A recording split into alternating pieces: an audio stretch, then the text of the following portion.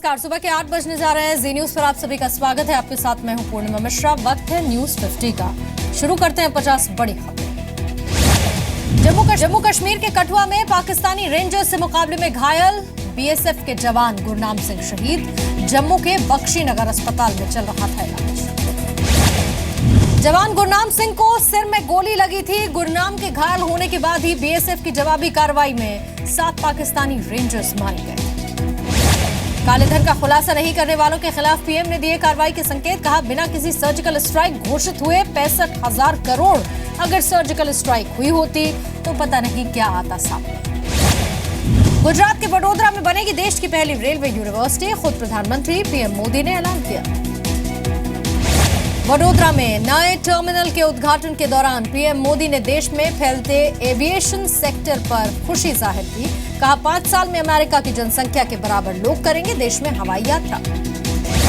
प्रधानमंत्री मोदी ने दीपावली पर लोगों से सैनिकों को संदेश भेजने की अपील की। ट्विटर पर लिखा, आइए इस दिवाली पर अपने बहादुर सैनिकों को याद करें जो लगातार देश की रक्षा कर रहे हैं। आज मध्य प्रदेश के विधायकों और विधान परिषद सदस्यों से मिलेंगे सीएम अखिलेश।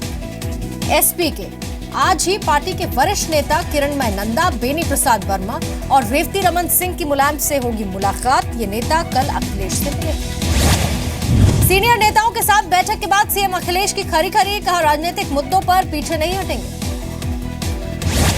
एमएलसी और अखिलेश यादव के करीबी उदयवीर को समाजवादी पार्टी से 6 साल के लिए निलंबित किया गया। अखिलेश के समर्थन में मुलायम को चिट्ठी लिखी थी। मुलायम को लिखी चिट्ठी को लेकर एमएलसी उदयवीर सिंह ने जी न्यूज से दिल खोलकर बात की। कहा, चिट्ठी में लिखी सगे सौतेलेपन की बात पर वो कायम है। कहा, नहीं है किसी बात का अफसोस। खबरों के मुताबिक सपा प्रदेशाध्यक्ष शिवपाल यादव ने बनाई अपनी अलग यूथ विंग। सीएम अखिलेश के साथ जारी विवादों के चलते लिया फैसला। अपने सरकारी आवास पर होने के बावजूद शिवपाल के करीबी और कैबिनेट मंत्री गायत्री प्रजापति से नहीं मिले अखिलेश यादव। खबरों के मुताबिक कार्यकारिणी में बुलाने के लिए आए थे प्रजापति। मध्य प्रदेश के राजगढ़ में दर्दनाक हादसा। स्कूल बस से कुचलकर नर्सरी के छात्र की मौत। बस को बैक करते वक्त हादसा हुआ। हादसे के बाद स्कूल के प्रिंसिपल की मानवीय करतूत। मामला दबाने के लिए मासूम के शव को हाईवे पर फेंका। नाराज लोगों ने प्रिंसिपल को पीटा। पुलिस ने गिरफ्तार किया। आज से 3 दिन के बहरीन दौरे पर गृहमंत्री राजनाथ सिंह, गृह मंत्रालय और विदेश मंत्रालय के अधिकारी रहेंगे मौजूद। भारतीय समुदाय के लोगों से भी होगी मुलाकात। राज ठाकरे ने मीटिंग के बाहर मीडिया में आकर बोला झूठ। मीडिया के सामने आकर बोले, आर्मी वेलफेयर फंड में प्रोड्यूसर देंगे 5 करोड़। सीएम फडणवीस ने ऐसी किसी भी बात से इनकार किया। मीटिंग में मौजूद मुकेश भट्ट ने भी राज ठाकरे के झूठ का पर्दाफाश किया। जी मीडिया से बातचीत में बोले, मीटिंग में पैसे की कोई बात नहीं हुई। सेंसर बोर्ड के अध्यक्ष प्रहलाद निहलानी ने किया प्रोड्यूसर गिल्ड के फैसले का समर्थन। बोले, सैनिकों से ऊपर कुछ नहीं, फिल्म वालों को समझनी होगी जिम्मेदारी। श्रीनगर के लाल चौक में अलगाववादियों के खिलाफ स्थानीय लोगों का प्रदर्शन। घाटी में जारी तनाव और कर्फ्यू का विरोध किया। कई संगठनों के लोग हुए शामिल। पाक सेना के अत्याचार के खिलाफ पीओके के मुजफ्फराबाद में काला दिवस मनाया गया। 1947 में कबालियों के हमले में मारे गए शहीदों को लोगों ने श्रद्धांजलि अर्पित की। बर्ड फ्लू से दहशत जारी है। दिल्ली के हौस खास सेंट्रल पार्क में 17 बतखों की मौत। केंद्र सरकार ने बनाई 3 सदस्यीय कमेटी। दिल्ली के बाद अब राजस्थान में भी बर्ड फ्लू का खतरा। सरकार ने सभी जू प्रशासन को सतर्क रहने के लिए कहा। जयपुर जू में कई पक्षियों के सैंपल कलेक्ट कर जांच के लिए भेजे गए।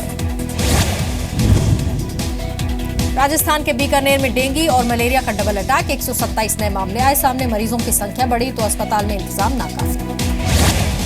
ग्वालियर में भी बर्ड फ्लू से दहशत। चिड़ियाघर में 2 पक्षियों की बर्ड फ्लू से मौत। जांच में पुष्टि हुई। पक्षियों की देखभाल में लगे कर्मचारियों को टेमी फ्लू दवा खाने और विशेष किट पहनने की हिदायत भी दी गई। दहेज हत्या के मामले में नेशनल कबड्डी प्लेयर रोहित चिल्लर को मुंबई में ट्रांजिट रिमांड पर दिल्ली लेकर आई पुलिस। अब रोहित को कोर्ट में पेश किया जाएगा। Global investors summit Madhya Pradesh में हुई। निवेश की बरसात। टेक्सटाइल मैन्युफैक्चरिंग में उतरने का स्वामी रामदेव ने ऐलान किया। वित्त मंत्री जेटली ने शिवराज की तारीफों के पुल बांधे। जोरों पर है यूपी के महोबा में होने वाली पीएम मोदी की महा रैली की तैयारियां। 24 अक्टूबर को विशाल जनसभा को संबोधित करेंगे पीएम मोदी। बीजेपी उपाध्यक्ष दिनेश शर्मा की आज मेरठ में रैली। पश्चिमी यूपी के ब्राह्मण वोट बैंक पर होगी नजर। भारत ने जीता कबड्डी वर्ल्ड कप। फाइनल में ईरान को 38-29 से हराया। आखिरी मौके में अजय ठाकुर ने गेम पलटा। पीएम ने बधाई।